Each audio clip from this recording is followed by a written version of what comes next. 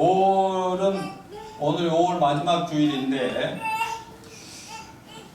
5월달은 가정의 달입니다. 그래서 언론 매체나 교회들이 현대 가정의 해체 위기에 대하여 여러 가지 많은 문제 제기를 하면서 어떻게 하면 이런 문제를 해결할 수 있을까 많은 처방들을 내놓는 해인데 그 달인데 저도 뭐 5월이면 예외 없이 모든 주간을 하여튼 가정생활 하나님이 계획하신 스위트홈 어떻게 건강하고 아름다우고 행복한 가정을 이룰까를 집중하는데 하나님 T40 때문에 2주간 제가 가정 설교를 못했지만 그래도 하나님이 우리 교회에 새로운 비전을 주신 걸 감사합니다. 그 대신 이번 또 5월달은 4주밖에 없더라고요. 그래서 첫 주는 제가 가정생활에 대해서 말씀드렸지만 마지막 줄도 또 이렇게 가정에 대한 하나님의 계획과 뜻이 무엇인가를 나누게 돼서 너무나 감사를 드립니다. 오늘날 가정들을 들여다보면 만나서 연애할 때는 같이 살자고 죽자사자 매달리다가 결혼하면 어떻게 돼요? 같이 죽자고 달려드는 그 부부들, 이 부부들의 정착점이 결국 이혼인데 OECD 국가 중에서 이혼율이 가장 1위 국가가 한국이다 말씀 이미 여러 번 드렸습니다. 성격 차이, 가정의 재정 문제, 또 자녀들 문제로 갈등하고 시부모 대 친정 문제로 갈등하고 또 요즘 배우자들의 외도 문제로 우리 가정을 가만두지 않는 그런 악한 일들이 주변에 너무너무 많습니다. 그리고 또 젊은이들은 생활고로 인해서 직장 문제로 인해서 또 결혼 자체를 두려워하고 하지도 않고 또 결혼하면 애 낳는 것도 너무 힘들고 그래서 점점 가정이 해체돼 가는 것 같아요. 하나님은 아담과 하와를 만들면서 가정을 먼저 축복하시면서 가정을 통해서 하나님의 그 축복을 온 세상에 채우겠다고 계획을 하셨는데 오늘날 세상은 갈수록 하나님의 뜻에 반해서 가정들이 막 무너져가는 이런 현실 속에 우리가 살고 있습니다. 근데 요한복음 10장 10절에 보면 같이 읽어볼까요? 시작. 도적이 오는 것은 도적질하고 죽이고 멸망시키려는 것뿐이요 내가 온 것은 양으로 생명을 얻게 하고 풍성히 얻게 하려 함이니라.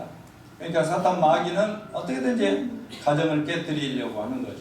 우리 인생을 망치고 또 부부를 망치고 자녀들을 망치고 막 부모 자녀 관계를 망치면서 어떻게든지 깨뜨리려고 하는 거죠. 망치려고. 그러나 예수님이 오신 것은 우리에게 생명을 주시고 영생이죠. 영생. 지금은 아담과 하와가 죄 지으면서 영원한 생명을 잃어버리고 육체적인 생명 잠시 잠깐 누리고 살잖아요. 근데 예수님이 오시면 영생을 허락해 주시죠. 그러니까 이 세상 잠깐 사는데 끝이지 않고 그 이후 영원한 생명을 누리면서 살도록 계획하셨다 이거죠. 그뿐 아니라 이 세상 사는 동안에도 예수 믿으면 더 가난해지고 더 못 살고 더 어려운 길로 가는 것이 아니라 예수 안에 있으면서 더 풍성하게 살게 하려는 것이 하나님이 예수님 오신 뜻이다 그 말입니다. 여러분 구약 성경만 믿는 유대인들 있잖아요. 유대인들이 얼마나 잘 사는지 아시죠? 네. 세상에서 가장 조그만 민족 중에 하나인데도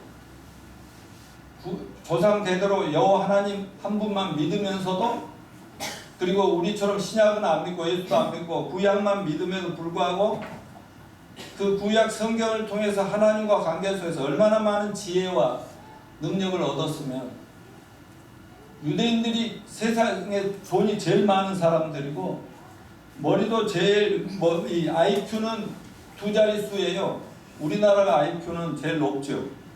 그런데도 그들이 노벨상은 싹쓸이하고 세계 명문대학은 막 3분의 1이 그리 다 차지하고 세상 정치, 경제, 사회, 문화 모든 나라를 다 잡고 흔드는 게 뭐냐면 하나님에 대한 믿음과 구약 성경에 대한 이런 그 믿음 하나 가지고 그렇게 사는데 여러분 우리가 예수 믿으면 신구약 성경을 다 믿는 거지요? 하나님을 믿고 정말 예수님을 영접했으니 하나님의 자녀들로서 우리야말로 유대인들이 부러워할 정도로, 그래서 요즘 유대인들도 회개하고 예수를 믿는 사람들이 점점 많아져 가고 있거든요. 그런 우리가 정말 하나님은 그렇게 우리가 주 안에서 풍성한 삶을 누리도록 했는데 이 마지막 이 세상은 너무 혼잡해가지고 또 사탄 마귀가 뒤에서 조종하면서 가정들을 막 깨가고 있는 이런 때에 여러분 우리는 예수 믿었으니까 주 안에서 하나님이 디자인하시고 계획한 그런 행복한 가정 꼭 이루어 봅시다. 예, 그렇게 해서 우리가 하나님께 영광 돌리고 가정을 통해서 많은 가정들을 살려내고 또 많은 사람들을 우리가 구원으로 이끄는 그러한 성도들이 되시기를 축원합니다. 그러면 어떻게 해야 하나님이 계획하신 또 디자인하신 그런 스위트홈을 우리가 이룰 수 있는가? 오늘 본문에 보면은 아까 우리가 읽었던 본문은 두 가지 측면입니다. 가족 구원에 대한 하나님의 약속과 우리 가족 구성원들의 책임 두 가지 측면입니다. 주 예수를 믿으라 그리하면 내 집이 구원을 얻으리라 할 때 이 구원은 영적으로 죄에서 구원받고 영생을 얻고 천국 가는 이 문제만 아니라 이 가정의 해체 위기, 가정의 불안, 가정의 결핍 이런 모든 것들을 하나님이 약속하셨다고 저는 믿는 것입니다. 그래서 저는 오늘 하나님의 은혜로 예수 믿고 제가 29살에 구원 받음으로 하마터면 깨질 뻔한 우리 가정을 이런 얘기 하는데요. 제가 우리 와이프하고 6년 가까이 미도파 앞에서 처음 만나가지고 6년 정도 사귀다가 결혼을 했어요. 근데 결혼해가지고 1년도 되지 않았는데 우리는 헤어질 것을 생각을 해보는 거야. 안 맞는 것들가 많아. 전주 여자, 나는 전라도 목포 사람이거든. 살아보니까 성격 차이가 있어. 그리고 안 맞아. 뭔가 그래서 그만둬볼까. 그래도 나 딱 결혼해갖고 집에서 한번 뛰쳐나와가지고 친구들하고 오면서 안 들어가면 딱 한 번인데 한 번. 그것도 구원 안 받았으니까 그랬지. 아무튼 그래서 아마 그대로 살았으면 나는 원래 자유를 추구하는 사람이라 뭔가 아니다 싶으면 또 다 그만둬버리잖아요. 그러니까 막 그 당시 그렇게 좋다는 외환은행 그런 것도 그냥 딱 아니면 다 버려버리니까 미친놈 저 바보 멍충굴 막 이런 욕먹으면서 아닌 건 아닌 거지. 뭐 사업을 하다 사장님 하다가도 이거 아니야 하면 딱 버려버리는. 그 예수 찾는 과정에서 그런 일이 있었습니다만, 그런데 하나님 은혜로 애를 둘 낳고 났는데 하나님 구원해 주셔서 그러니까 지금까지 살고 있으니까 할렐루야죠. 너무 감사하죠. 그렇기 때문에 저는 예수님이 우리 가정의 주인으로 들어오시면서 우리를 죄에서 구원해 주실 뿐 아니라 우리 가정을 구원해 주셨고 우리 자녀들을 정말 구원해 주시고 주 안에서 풍성하게 살게 해 주시고 자자손손 이렇게 되어 가니 얼마나 감사합니까? 그래서 저는 우리 아이들이 1살, 2살 때부터 이 말씀을 암송을 시키는 거예요. 우리 손자들도 따라서 주 예수를 믿어라. 그리하면 너와 네 가정이 구원을 받으리라. 아멘. 저는 이 말씀대로 믿으면 그대로 되리라고 확신합니다. 이 오늘 본문 보면 사도행전 16장에 기록된 빌립보 교도소 교도관과 그의 가족 구원에 대한 얘기인데요. 한밤중에 아버지가 다 잠을 꿀꿀 자는데 새벽 1시, 2시에 막 식구들을 깨워가지고 예수 믿어야 구원받는다 하면 여러분 말이야 짜증 나겠어 안 나겠어? 요즘 같으면 짜증 안 나지. 지은이는 막 잠자고 있는데 막 아빠가 막 일어나가지고 이 양반 내 예수 그렇게 믿으면 되겠어? 라고 막 그러면 아이고 짜증나. 지금 나가버릴 수도 있죠. 근데 이 집에는 갑자기 교도소장님 집안에서 밤중에 가족 전부를 깨워가지고 얘들아 일어나라, 우리 회개하고 예수 믿어야 우리 가정이 산다, 이런 사건이 있었다고. 무슨 얘기냐면 사도 바울과 실라, 예수님의 제자 두 분이 빌립보라는 저 유럽에 있는 어떤 나라에 가가지고, 미개한 나라죠 그 당시에는, 가가지고 전도를 하다가 체포됩니다. 요즘 미전도 종족이나 저 인도나 저 이슬람 국가나 이런 데 가가지고 전도하다가 막 또 체포되고, 중국 공산당에서 뭐 북한에 전도하다가 막 구타당하고 뭐 고문당하고 죽임을 당하듯이, 이분들이 열심히 전도한 죄밖에 없는데 체포돼가지고 깜빵에 들어갔어요. 그래가지고 엄청 얻어터져 피투성이가 된 채, 그것도 그 당시 그 교도소라는 거 막 큰 바위 뭐 뚫고 저 지하에다가 해가지고 철문 달아놓고 거기다 쇠사슬 묶어놓고 이렇게 있었단 말이죠.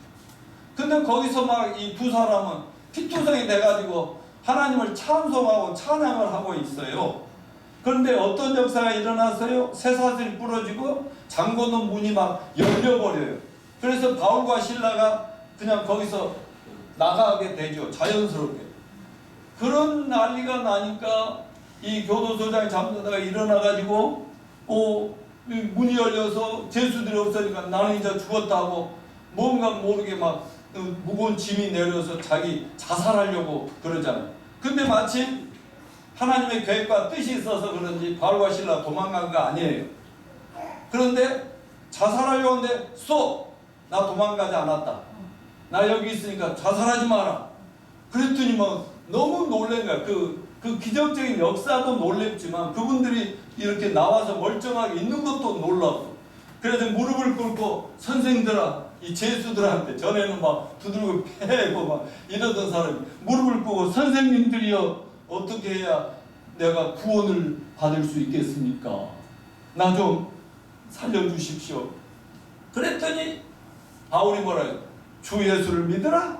그리하면 너와 내 가정이 구원을 받으리라. 아멘. 이런 말씀이었어요.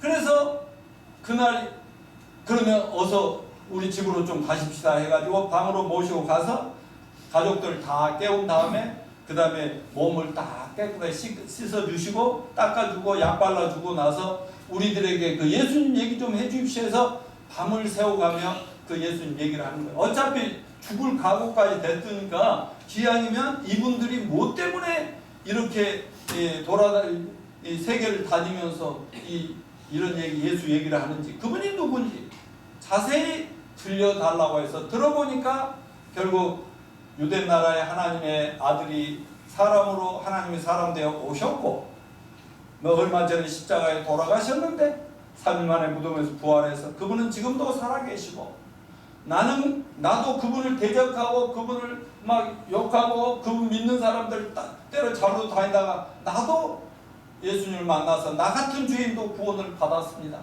그래서 이제는 나는 오늘 죽어도, 여러분들한테 맞아 죽어도 나는 영생을 얻으니 천국 갈 것이고, 또 예수님처럼 나는 부활하여 여러분도 예수를 믿으면 나와 같이 똑같이 그렇게 영생을 얻고 부활할 것이다. 막 이런 얘기를 밤새 했을 거 아니에요. 그때 성령이 역사해야 하네요. 네. 성령님이 역사하니까 그 가족 전체가, 교도소장 가족 전체가 구원을 받고 그 지역에 빌립보 교회가 시작이 돼서 개척이 됩니다. 빌립보에는 루디아라고 하는 비단장수 과부와 또 이 가족들이 합쳐서 하나의 큰 정말 유명한 위대한 하나님의 교회가 세워졌던 것입니다. 사랑하는 형제 자매 여러분, 이처럼 하나님은 오늘도 여러분을 사랑하시고 여러분을 선택하셔서 여러분의 가족과 또 여러분의 그 오이코스라고 하는 여러분의 친밀한 친족들, 이웃들, 동료들을 구원해서 하나님의 나라를 이 땅에 세우기를 원하고 계십니다. 넘겨봐요. 지금 저도 미국에 제 큰 사이가 대만계 의사 사이가 있지만 오늘 중국 대만계 의사 가족 전체가 미국에서 구원받은 이야기를 들려드리겠습니다. 이거는 우리 T40에서 통해서 작년도에도 소개했던 적이 있고, 이런 얘기는 여러분이 꼭 귀담아 들어야 되는데, 그분이 아주 어렸을 때 그의 가족을 홍콩에서 미국으로 이렇게 다 데리고 이주를 합니다. 그가 미국에 올 때 나는 의사가 돼서 돈을 많이 벌어서 정말 홍콩에서 사는 것보다 미국에서 멋지게 폼나게 살아야 되겠다, 그렇게 결심을 하고 미국을 합니다. 의사가 되었지만 너무 만족할 수가 없어서 그런 생각이 있어요. 나는 그래도 대학병원에 큰 종합병원에 과장 정도는 돼야지, 뭐 이런 꿈을 가지고 의학 박사 공부까지 해서 그가 꿈꾸던 LA에 있는 엄청난 큰 병원에 과장이라고 하는 높은 자리를 차지하고 돈도 많이 벌고 자녀를 셋을 낳아가지고 정말 부족함 없이 행복하게 살았어요. 그때 나이가 한 40살 됐는데요. 그러는 어느 날 정기 건강검진을 받으러 갔습니다. 건강검진을 받으러 갔는데 나이 40대 초반밖에 안 됐는데 거기에서 뭐가 발견냐? 종양이 하나 발견된 거예요. 간에 골프공만한 이런 조그만 종양이 생겼다는 거예요. 그러면서 그 의사 선생님한테 의사들이 하는 말이 큰일 났습니다. 죽음을 대비하셔야 되겠네. 수술을 받는다 해도 가능성은 그리 크지 않고 6개월 정도는 살 수 있지만 그 이전에도 끝날 수가 있겠다는 절망적인 얘기를 합니다. 그런데 여러분, 이제 이 상에서 우리 T40에서 우리가 공부했듯이 성령님은 한 사람을 구원하기 위해서 뭘 한다고 그랬죠? 죄인들을 책망하시고 또 공격하신다고 그랬죠. 자, 따라서 성령님은 어태커다. 공격자라고 그랬죠. 성령이 오시면 성령은 죄에 대해서 의에 대해 심판에 대해 세상을 책망하셔. 책망이 공격이잖아요. 나도 29년 동안 어려서부터 교회 다니면 성령님이 얼마나 이렇게 주물러 놨는지, 제발 하나님 어디 계십니까? 예수님 왜 나는 교회 다녀도 안 깨달아지죠? 왜 나는 안 믿어지죠? 제발 좀, 나는 선택받지 못한, 그래서 나는 어차피 타고나면서부터 지옥행입니까? 이렇게 이런데 누구도 가르쳐주지 않았단 말이죠. 그렇지만 하나님이 나를 너무너무 준비시켜 놨어요. 나는 평안의 사람이에요. 평안의 사람. 누가 딱 가르쳐만 준다면 그냥 내가 모든 걸 주고라도 구원 받고 싶었던 사람이죠. 그런지 이분은 이 의사가 성공했어. 부족한 게 없어. 근데 누가 공격한 거예요? 성령님이 육체를 공격해 놓은 거예요. 그렇게 되니까 절망이죠. 젊은 의학 박사는 고민합니다. 자, 이제 내가 죽으면 우리 가족들만 남는데 내가 죽은 다음 가족들에 뭘 내가 줄 수 있을까? 큰딸은 이제 겨우 16살로 고등학교도 마치지 못했고 그 아이의 졸업식에도 참여하지 못하고 결혼식장에도 데리고 들어가지 못하겠구나. 그래서 녹음을 해놓기로 합니다. 졸업식 때 딸의 졸업식에 축하하는 것, 또 결혼식에 하는 말 해놨는데 녹음을 해놨지만 생각해보니까 절대 들을 것 같지가 않아. 나중에 얘들이 그렇게 끝날 것 같아.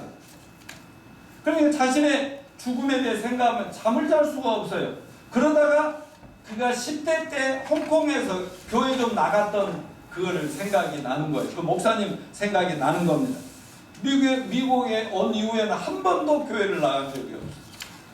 우리 큰 사이도 대만계 미국인이 시민권자라 했잖아요. 근데 그 집도 전부가 의사지만 예수를 전혀 안 믿고 우리 딸 만나서 우리 사위가 예수 믿고 구원 받았잖아요. 그러니까 이 사람들은 아예 안 믿는 거예요. 그런 교회를 안 다녔는데 예수님에게 대해서 이제 생각을 하기 시작하는 거예요. 죽음을 앞에 두고 하나님을 생각하면서 회개하는 마음이 있어요. 근데 어떻게 기도해야 될지, 뭐라고 기도해야 될지도 모르겠어요. 그러다가 그 목사님 전화번호를 어떻게 해서 알아냅니다. 홍콩에. 여기저기 통해서 알아내가지고 그분에게 전화해서 자신의 얘기를 털어놓기 시작합니다. 그랬더니 목사님이 성경 말씀들을 전화상으로 펴라고 하면서 회개하고 예수님을 믿음으로 먼저 구원부터 받을 필요가 있다. 그래야 너희 가족들에게 해줄 것도 있을 거다. 그러면서 또 너가 회개하고 예수님을 정말 믿으면 하나님께 너를 살려줄 수도 있고 치료해 줄 수도 있고. 여러분 하나님 하실 수 있죠? 그 하나님 하실 수 있다는 이런 소망을 주었어요. 그리고 자, 나를 따라서 지금이라도 영접하자 하고 전화상으로 영접 기도를 시킵니다. 그래가지고 그분이 구원의 확신을 가져요. 예수님을 그 전화상으로 복음을 전해주는 목사님 얘기를 홍콩에 들려주는 얘기를 듣고 영접했는데 자기 영생의 확신, 나는 오늘 죽어도 천국 간다, 내가 죄 사함을 받았다, 뭐 이런 확신이 오니까 마음이 그렇게 편안해질 수가 없어요. 그러면서 자신의 죽음에 대해서 당당하게 직면하게 되는 겁니다. 그러면서 그는 구원을 얻었음으로 생각했습니다. 난 기다릴 수가 없어. 내 사랑하는 가족들, 내가 언제 죽을지도 모르는데 내 사랑하는 가족들에게 이걸 전해줘야 되겠구나. 말하자면 돈도 해주고 좋은 집도 좋은 차도 좋은 학교 다 보내줬는데 이거는 내가 아버지로서 해주지 못했네. 자기는 세상에 가장 중요한 영생을 얻었잖아요. 그러니까 자기는 빨리 줘야 되겠다고 와이프부터 막 깨우는 겁니다. 밤중에 왜요 여보, 어디 또 아파, 막 그런. 아니야, 내가 당신에게 결혼할 때 약속한 대로 모든 건 다 줬는데 내가 진짜 줘야 될 것을 전해주지 못했어. 내가 조금 전에 이렇게 정말 홍콩의 목사님을 통해서 나 같은 죄인 살리신 주님의 은혜를 깨달았단 말이야 하면서 막 당신에게 이 영생을 꼭 주고 난 가더라도 가야 되겠어. 그랬더니 그 자리에서 그냥 자기가 들었던 그 말씀 그대로 복음을 전해줘서 그날 성령님이 역사해 부인도 구원을 받습니다. 할렐루야. 그러고 나니까 그 부인이 뭐라는 줄 아세요? 우리만 이걸 가지고 있으면 안 돼. 우리 자식들에게도 줘야 돼. 자식들을 3명 다 깨운다고. 그러니까 왜요? 잘못했는데 왜? 그러니까 아니다. 아버지가 너에게 모든 걸 다 주셨다. 너희는 이 지역에서 최고의 사립학교를 다 다니고 있지 않냐? 다 주셨지만 가장 중요한 걸 너에게 주시지 못했어.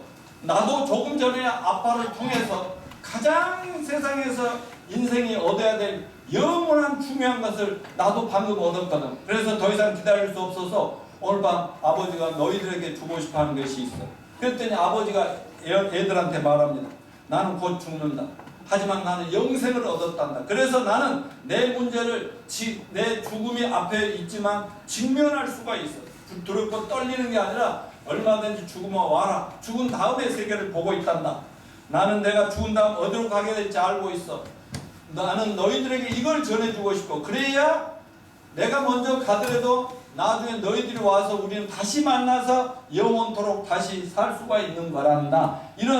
그래서 이 선물을, 이 구원의 선물을 내가 너희들에게 주면 아빠로서 나는 이제 다 준 것 같다. 이런 얘기를 했어요. 그래서 그날 밤에 그 가족 전체가 자녀들까지 전부 무릎 꿇고 복음을 듣고 예수님을 영접하여 구원을 받게 됩니다. 모두가 다 행복해졌어요. 그래서 이제 그들이 일어나서 자자고 할 때 12살 난 둘째 딸이 이렇게 말합니다. 아빠, 예수님이 우리 모두를 사랑하시는 건 맞지? 그렇지. 그러면 뭐라고 하냐면, 아빠도 예수님이 사랑하시지? 그렇지. 그럼 아빠 수술을 합시다. 말하자면 수술도 할 생각 없이 죽음이 가까이 온다는 대로 수술하면 뭐하냐? 안 하래. 수술 일정을 잡으세요. 그리고 저희가 우리 모두가 아버지를 예수님이 살려달라고 기도합시다. 이렇게 어린 딸이 얘기를 하게 돼요. 그래서 모두가 다시 무릎을 꿇고 아버지를 살려달라고, 고쳐달라고 간절히 기도하고, 그 다음날 이제 병원에 가서 이제 수술 일정을 잡으려고 합니다. 그래가지고 5일 후에 몇 명의 유명한 의사들이 그 의사 선생님의 수술을 집도하는데요. 배를 갈라놓고 보니까 거기에 암덩어리가 없는 거예요. 그 간에 조그만 이 구멍만 있는 거예요. 이렇게 움푹 파인 데만. 없어져 버린 거예요. 여러분, 하나님이 하실 수 있다고 믿으십니까? 그럼 그러면 사는 말이 당신은 건강합니다. 예수님께서 이미 다 제거해 놓으셨는 모양이네요. 그러고 다시 덮었다는 얘기예요. 그래서 그날부터 그 출세와 돈과 뭐 이 세상적인 걸로 명예 이런 것을 목표로 살던 이 사람은 예수님을 영접하고 그런 치료를 경험하고 나니까 어떤 역사가 일어났느냐? 내가 지금부터 사는 것은 덤이다. 나는 어차피 죽었어야 하는데 이제부터 사는 남은 생에는 덤으로 사는 것이니까 하나님께 헌신한다고 해가지고요. 자기가 그렇게 꿈꾸던 최고의 의사로서의 그 자리를 다 포기하고요. 캐나다로 가서 그 어떤 신학대학원에 들어갑니다. 그래가지고 거기서 공부를 해요. 그래서 남은 생애 동안 지금도 많은 선교사들을 훈련하고 파송하는 그런 일에 쓰임을 받고 있습니다. 이처럼 여러분, 하나님은 우리 누군가 한 사람을 통해서 또 가족 전체를 구원하고 또 그래서 그 가정을 통해서 다른 가정을 구원하고 세상을 변화시키는 일에 사용하실 수 있다는 사실을 믿읍시다. 여기서 우리가 생각할 것은 여러분 가족들은 다 구원을 받으셨습니까? 하는 질문을 던지지 않을 수가 없어요. 자, 오늘 본문은 하나님은 누구든지 너라고 하는 한 사람이 구원을 받으면 그 한 사람 때문에 모든 사람 가족을 구원해 주신다 약속을 했잖아요. 그러면 우리들의 책임이 있잖아요. 너라고 하는 구원받은 우리 자신의 책임을 우리가 다 해야 되잖아요. 그래서 하나님이 하실 일, 내가 할 일 손잡고 하나님의 큰 역사가 이루어지는 거다 그 말이에요. 그래서 저는 둘째 넘겨보세요. 가족 구원에 대한 우리의 책임입니다. 자, 주 예수를 믿으라. 그러면 너와 그랬는데 너와 내 집이 구원을 해. 너라고 하는 너는 누구예요? 구원받은 여러분 각자죠. 구원받은 여러분 각자. 하나님은 너라고 하는 한 사람을 구원하셔서 그 한 사람 때문에 가족 전체를 구원하기를 원하신다니까. 하나님은요, 하나님의 위대한 역사는 언제나 한 사람부터 시작되는 거 아시죠? 아담 한 사람으로 인해서 인류 역사가 이렇게 퍼져나온 거 아시죠?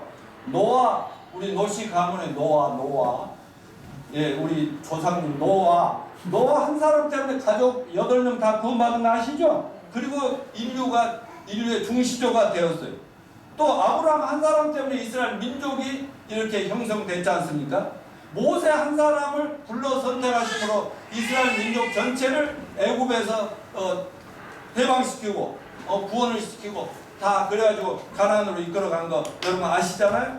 신약 성경에 봐도 사도행전 10장에 보면 로마 백부장 고넬료 한 사람을 선택해가지고 그 가족과 거기 부하들, 직장 동료들까지 전부 고넬을 통해서 구원하시는 걸 볼 수 있습니다. 오늘 본문을 봐도 사도 바울을 통해서 그 루디아라고 하는 그 과부 비단 장수 과부를 구원해서 그 가족과 그 빌립보 지역의 많은 영혼들을 또 구원으로 이끄시고 또 교도소장 한 사람을 통해서 가족 전체를 구원하고 또 그들 통해서 얼마나 복음이 널리 확산되어서 빌립보 교회가 세워지고 빌립보서라는 성경이 쓰여졌겠습니까?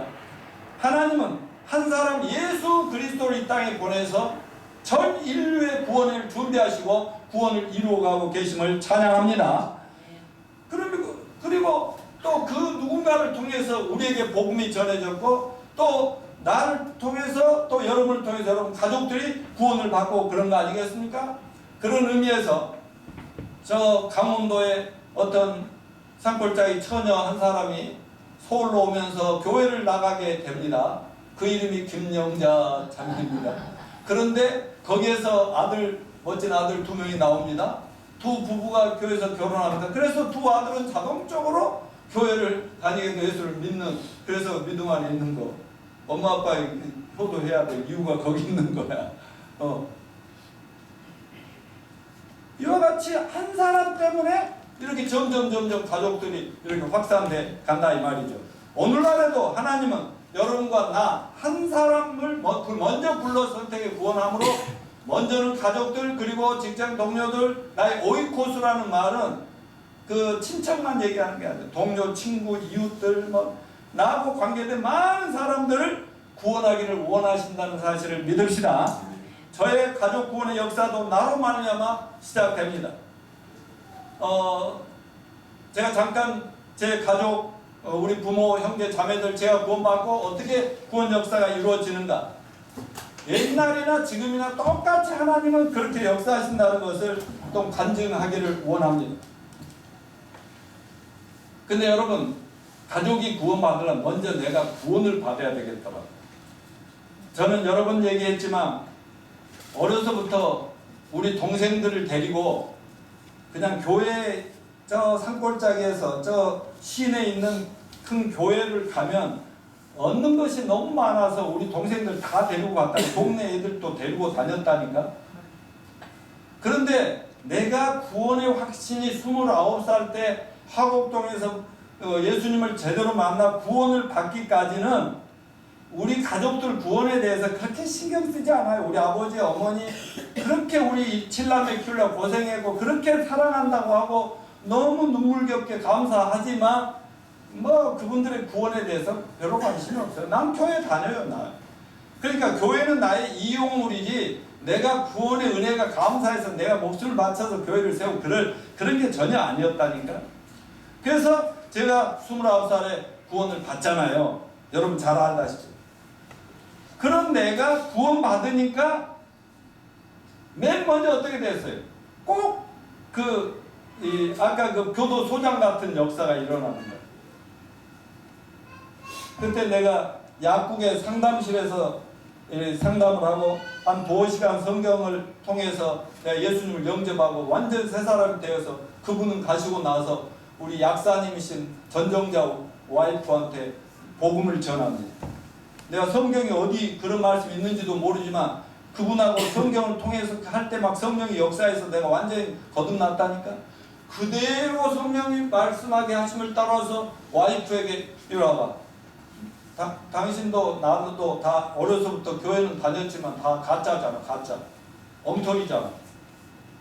그래서 그런데 말이야. 교회 다니는 것이 중요한 게 아니라 믿음이 중요한데 믿음이라는 게 이런 거였어. 하고 내가 들었던 그 복음을 생생하게 전해주면서 예수가 누구고 예수님 왜 십자가에 죽었고 바로 당신과 나 때문에 죽었고 내 죄 때문에 살만 부활해서 지금도 살았는데 지금 영접하면 하나님이 죄도 용서해 주시고 영생도 주시고 오늘 당장 천국 가게 해주시고 이거를 막 듣는 그대로 내가 깨달은 그대로 막 전해줄 때 성령이 역사해요? 해요? 당연히 성령님이 역사하시죠. 그래가지고 거기서 당신도 영접하면 돼. 나도 이렇게 했거든. 영접하자. 그리고 예수님 영접하고 그 자리에서 구원을 받습니다. 그랬을 때 와이프가 얼마 줬다고? 나 돈 얼마 줬다고요? 5,000원. 그때 당시 5,000원을 주면서 여보 너무 고마운데 그냥 5,000원 용돈 줄게 막 그러더라고. 아니 돈 필요 없어. 속으로 돈이 필요하지만 이거 공짜로 받은 은혜를 돈 주고 파는 것 같아서 이건 양심이 아니야. 돈 필요 없어. 구원은 공짜야. 나도 공짜로 받았는데 당신도 공짜에 돈 받고 받으면 그것이 구원이냐? 막 그렇게 해가지고 그날 구원 받습니다. 제가요. 근데 우리 와이프를 만나는 걸 봐도 참 기가 막혀요. 하나님은 나 하나를 구원해서 우리 가족과 또 우리 친족들과 우리 또 수많은 사람들을 구원하시기 위해서 나로 하여금 왜 하필 그 당시에 은행을 그만두고 사표를 던지게 만들고 그 다음에 와이프는 그보다 조금 빨리 상도동에 왜 약국을 거기에다 차리게 했는지 이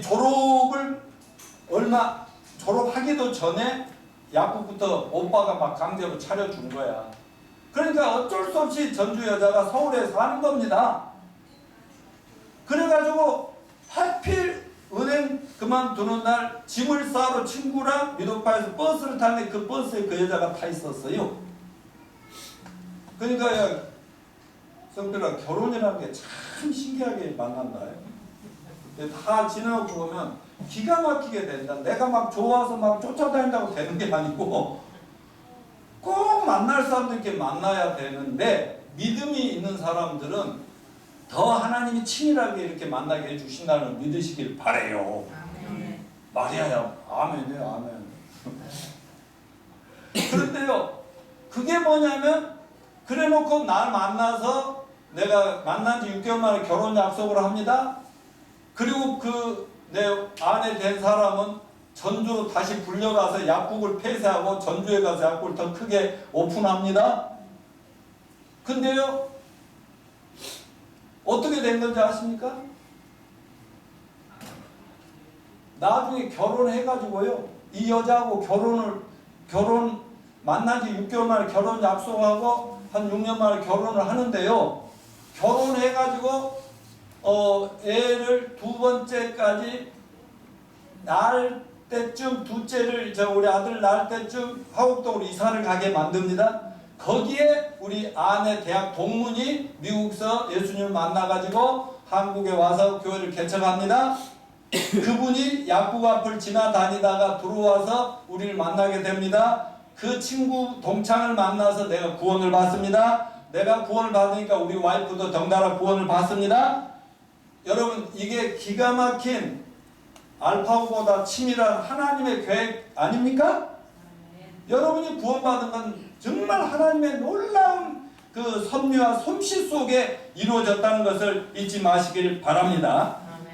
생각해보면 하나하나가 우리 우연이 되는 것 같지만 절대 우연이 아니고 하나님의 계획이다 하는 것을 저는 믿습니다. 제가 구원받으니까 내가 가만히 있겠어요? 구원받았다 하면서도 자기 가족들 구원도 등한히 하고 가족들 구원 신경도 안 쓴다면 이건 정말 이건 문제가 심각하다고 저는 생각합니다. 저는 내가 구원을 받으니까 가장 가까운 내 이웃인 우리 전정자 약사님 와이프한테 구원의 복음을 전해주니까 기쁨과 감사와, 그 다음부터는 우리 부부싸움이 생기면 어떻게 하는지 압니까? 우리 둘이가 전에는 서로 잘났다고 서로 똑똑하다고 막 둘이 경험과 자신이 가진 지식과 이런 걸로 싸웠지만 이제는요, 예수를 딱 믿고 나니까요, 목사님을 모셔다가 중재를 해달라고 그래. 그리고 하나님 앞에 기도하면서 하나님 누가 옳은지 좀 판단 좀 해주십시오 하면은 하나님은 네 놈도 잘못되고 너도 잘못되네 이래가지고 서로 화해하게 만들고, 이렇게 하니까 가정이 깨질 수가 없는 거죠. 문제가 없다는 것이 아니라 문제는 있는데 하나님이 다 이렇게 해결해서 여태까지 이렇게 살고 있지 않습니까? 그러면 있으면 이미 가정이 깨졌죠. 그리고 구원받고 나니까 진짜 사탄의 공격이 심하더만. 우리 와이프가 예수를 영접하고 기쁨으로 구원을 받았잖아요. 근데 자꾸 마귀가 와이프를 공격하는 거예요. 막 토요일만 되면 주일날 교회 가야 되는데 막 잠자리 막 꿈자리가 심하고 막 이상한 막 뱀 같은 나타나 괴롭힌다는 거예요. 그러니까 아침에 지쳐갖고 애는 있지 교회를 갈 수가 없죠. 그런데도 저는 이제 그걸 이겨야 된다는 막 그런 기특한 생각이 어서 들어가지고 막 옥상에 가서 막 기도도 하고 막 그래가지고요, 결국은 우리가 승리를 했지 않습니까? 자, 그 다음에 우리 부부가 구원받고 나니까 우리 아이들은 큰딸하고 아들은 연년생인데 이제 그때부터는 뭐 기도로 키우는 거죠. 그 다음에 교회 안에서 이제 키우는 거죠. 그 다음에 이제 우리 부모님 걱정이 되지 않습니까? 제가 가만히 있을 수가 없어요. 그렇게 우리를 위해서 고생하고 수고하신 저 부모님들, 지금도 저 고생하는데 내가 이 가장 좋은 영생이라는 것, 그래서 우리 부모님에게 전해주지 않는다면 정말 이건 하나님을 믿는 것도 아니고 내가 영생 얻은 것도 아니고 구원도 아니다. 뭐 책임감, 의무감도 아니에요. 목사가 뭐 전도해오라는 것도 아니에요. 내가 영생을 얻고 예수님을 만나고 보니까 이건 나만 필요한 걸 부모님, 우리 동생들, 누나들, 우리 동창들, 친구들, 뭐 이 대통령까지도 이건 다 필요하고 전 세계 인류에게 필요한 것이구나. 막 이런 확신이 오더라니까. 나 기특해요, 안 해요? 아주 기특해요. 나 기특하다고. 근데 원래 안 기특했다고. 근데 하나님이 그런 막 열정을 주시니까 막 그러면 안타까운 막 그러다 보니까 이제 어머니 우리 어머니는 막 내가 예수에 미쳤다고 또 그냥 가슴을 치고 죽고 싶어하고 막 아니 어머니 더 이상 고생 그만하세요.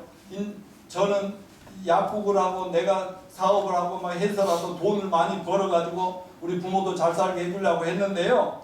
결혼하고 보니까 처자식 생각이 우선이고 부모님 좀 멀리 가더라고. 그랬지만 구원을 받고 나니까 부모님 걱정이 더 되고요. 우리 부모님들 빚이 내가 다 먼저 갚아줘야 된다. 나는 돈 안 벌어도 좋아. 난 부자 안 돼도 좋아. 난 성공 못 해도 좋아. 우리 부모님이 예수만 믿고 천국 갈 수 있는 준비만 된다면, 우리 동생들이 예수 믿고 천국 갈 준비만 된다면, 내가 부자 안 돼도 좋아. 나 성공 안 해도 좋아. 유명 안 해도 좋아. 나 하나 있어야 하면서 너희들 다 잘 되면 너무너무 좋아. 이렇게 하니까요, 우리 부모님과 칠남매 전부 구원을 받았습니다. 할렐루야. 얼마나 피투성이나 싸웠겠어요. 이단에 빠진 누나도 끄집어내야 됐지. 이혼한다고 하는 큰 누나 끄집어내지. 구원시켜서 다시 화해시키지. 전국에 흩어져 경상도에 있는 큰 누나 막 의정부에 있는 우리 자우 막 어디를 다니면서도 반드시 다 구원해내는 거예요. 왜? 내가 사는 목적은 이제 이 복음을 전하는 것이다. 이러면서 가족 전체가 구원을 받았어요. 그랬더니 그 자식들은 그러니까 구원을 받아도 그냥 교회만 다니는 거 하고요. 저처럼 구원의 확신을 가지고 정말 성령의 역사와 복음의 역사로 거듭나면요, 가만히 두지를 않습니다. 자식들도 가만히 두지 않고 그냥 어리면 어릴 때부터 복음을 전하려고 하잖아요. 그랬더니 우리 가족들 전부가 그래서 정찰랑 집사님 우리 누나도 지금 의정부 목사입니다. 내 밑에 동생이 창원의 목사예요. 우리 막내가 춘천의 목사인데 지금 유럽에 가서 지금 공연하고 지금 있는데 이 4명이 목사가 7명 중에서 나왔어요. 그런데 그 밑으로는요 10명, 20명도 더 목사 전도사들이 2세에는 막 줄줄이 나옵니다. 그래서요 누구 목사님들 만나잖아요. 믿는 사람 만나서 이런 가족 구원의 얘기를 나누다 보면요 완전히 로얄 패밀리라고 그래요. 왕족이구나 그래. 왕족. 여러분 개천에서 로얄 패밀리가 나온 거예요. 말하자면 전라도 쫙 먹고 시골이 제일 가난한 그곳에서 전부에서 지금 국내외를 다니면서 그냥 복음을 전하고 큰 소리 빵빵 치고 말이죠. 회개하라고 외치고 선교사, 목사, 전도사들로 가득 나오고 이 정도면은 축복받은 가정 아닌가? 누가 뭐 성공하려고 돈 벌려고 출세하려고 애를 쓰고 그런 거 아닌데 그냥 오직 예수님에 초점 맞춰서 너도 예수님만 믿으면 네 가난 문제고 네 미래 문제고 네 장래 문제 다 해결한다고 이 얘기밖에 하는 게 없어요. 예수님 잘 믿는 것이 성공의 길이라고 축복의 길이라고. 나를 봐라 나를. 그렇게 얘기하잖아요. 지금 내 나이 되면요 은퇴하고 어떻게 살지? 노후를 어떻게 하지? 이 걱정을 하고 있는데 나 그런 거 안 하거든요. 어떻게 하면 우리 가족과 자식들 어떻게 똑바로 하나님 믿고 제대로 살아갈게 할까? 이것밖에 없어요. 그리고 이제 우리 가족들 됐으니까 어떻게 이웃 한 사람을 더 구원시킬까? 우리 와이프 지금 병원에 누워있지만은 그 옆에 간병인들 오면요 돈 주고 일꾼 쓰는 게 문제가 아니라 왜 이 양반을 붙였지? 한 명이 이틀 있다가 가고 두 번째는 하루만 있다가 감기 걸렸다고 가고 세 번째 양반이 왔는데 저는 그 사람도 보면 왜 하나님이 이 사람을 우리를 병원에 고대 병원에 있게 하고 이런 사람을 만나게 했지. 나는 하나님이 우리를 만나면 저 사람이 구원을 받아야 되니까 만나게 한다는 생각 항상 하고 산다니까. 여러분도 그렇게 살아야 되는 거 아니에요? 하나님의 이끌림을 받고 사는 게 그거 아닌가요? 그러다 보니까요 누가 간병인지 몰라. 내가 병원에 가 그분을 간병인 서로 이렇게 섬기면서 그러면서 벌써 지금 작업에 들어갔어. 금년까지만 그만둔다고 돈도 많은데 오래된 저 나이도 드신 분인데 그러면 여생을 저 청계산 밑에 강남으로 이사 와서 우리 같이 여생을 같이 보냅시다 하면서 지금 전도를 하고 있다니까. 그런 식으로 가족들 전체를 다 해가지고 우리 아버지 어머니 천국에 분명히 가 계시고 우리 누나 가 계시고 우리 자자 손손이 지금 열심히 가족들 책임지고 보험 전하고 그랬더니 주위에 종들을 막 일으켜 세워줘가지고 그러니까 막 종들이 많으니까 서로 자식들은 목회 안 한다고 하다가도 막 목회도 하고 나 모른다니까. 우리 노하늘 집사 아니 꼭 목회하라는 얘기 절대 아니야. 목사되란 말 아닌데 언제 어떻게 될지 아무도 모르잖아요. 왜 DNA가 있잖아. DNA. 자, 어떻게 가족 구원을 이룰 것인가? 먼저 자신이 구원의 체험을 확실히 해야 되겠죠? 여러분 구원 받으셨죠? 그러면 사람들, 여러분 가족, 친구, 이웃들 중에 전도를 해야 될 사람, 반드시 여러분을 통해서 하나님이 구원하기 원하는 사람 명단을 가지고 기도하면서 그분들 구원을 위해서 뭘 해야 돼? 만나면 자기 얘기 하라고 그랬죠? 구원받은 얘기. 구원받은 얘기는 어떻게 한다고 그랬어요? 넘겨보세요. 구원받기 전에 나는 어떤 사람이었는가? 나 종교적으로, 진로, 가정적, 도덕, 윤리적인 죄 문제, 죽음, 사후 문제, 고민이 많았다는 걸 얘기를 해야지. 오늘 여러분들 이 말 하나는 꼭 명심하고 하세요. 내가 자식들한테 다 주고 친구들한테 좋은 일 많이 해주고 내가 진짜 중요한 걸 못 줬구나. 그게 뭐라고요? 영생. 영생. 영생은 모든 인간이 다 필요로 하는, 최고로 필요로 하는 가장 심각한 게 뭐냐면 죽음의 문제 해결이죠. 죄 문제 해결이죠. 그게 해결책이 영생이죠. 그러니까 나는 구원받기 전에는 이랬다. 어떻게 구원을 받게 되는 거? 나는 화곡도에서 그 목사님, 내 아내 대학 동창을 만남으로 기가 막히게 그 사람 때문에 구원받았다? 구원받은 이후에 나는 어떻게 변화되고 어떤 축복을 누리는가? 이런 얘기를 할 때 사람들이 그럼 나도 그 죄 문제가 있고 죽음의 불안이 있고 또 나도 인생이 망가져가는 거 느끼는데 나도 예수를 믿어야 되겠다 이런 마음이 들게끔 간증을 하고, 두 번째는 어떻게 해야 돼요? 복음을 전해서 예수님을 영접하면 되죠. 복음은 오늘 오후에 또 여러분을 위해 책자도 지금 만들어 놨어요.